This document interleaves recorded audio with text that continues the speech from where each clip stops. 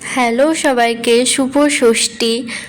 আশা করি সকলেই দুর্গাপূজা খুব ভালো করে কাটাবে। আর আমি আজকে তোমাদের সাথে আমার পঞ্চমীর ব্লগ শেয়ার করছি। পঞ্চমীতে আমি কোথায় কোথায় ঠাকুর দেখতে গেছিলাম। তো নিশ্চয়ই ফার্স্টে ওয়াচ টাওয়ার দেখে বুঝে গেছো ফার্স্টে কোথা থেকে শুরু করেছি। ফার্স্টে শুরু করেছি শ্রীভূমি স্পোর্টিং ক্লাব থেকে। তারপর আজকে কিন্তু প্রায় 4-5টা ঠাকুর দেখেছিলাম। তো আজকে শুধুমাত্র শ্রীভূমি ঠাকুরটা তোমাদের সাথে শেয়ার করছি।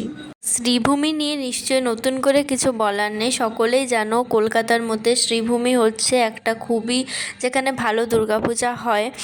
তো আমি যে বছর ফার্স্ট কলকাতাতে আসি, মানে 2 বছর আগে, 2022-এ, সে বছর সে মতো জানা ছিল না, তাই আমরা গেছিলাম অষ্টমীর দিন ঠাকুর দেখতে। আবার সন্ধে করে 7টার সময় গেছিলাম।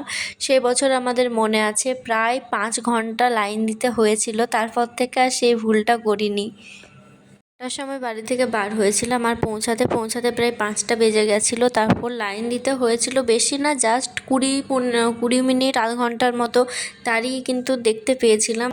উৎসবের অঙ্গনে আজ সবার আমন্ত্রণ, উৎসবের অঙ্গনে আজ সবার আমন্ত্রণ, উৎসবের শোভালোকে আজ আলোকিত মন, উৎসবের শোভালোকে আজ আলোকিত মন, উৎসবের অঙ্গনে আজ সবার আমন্ত্রণ।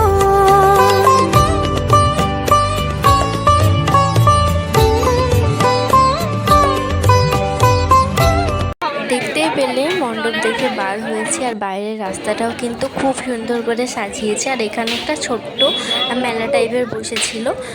যাই হোক, তারপর আমরা চলে গেছিলাম দমদম পার্কের দিকে। নেক্সট ভিডিও আসবে খুব তাড়াতাড়ি, সবাই ভালো থেকো।